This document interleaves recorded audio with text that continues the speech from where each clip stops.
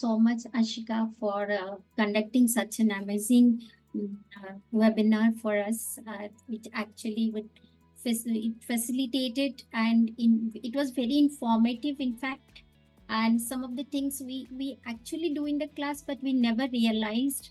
And today we understood that the multiple intelligence is so important. And I like that particular part when you explained in detail, and I feel I truly appreciate that opportunity for participating this webinar today, because I learned a lot, and looking forward in future opportunities for uh, all these things to learn and implement in our classrooms. Okay, so special thanks to you for your guidance and throughout the session. It was very interesting and enlightening. Thank you so much.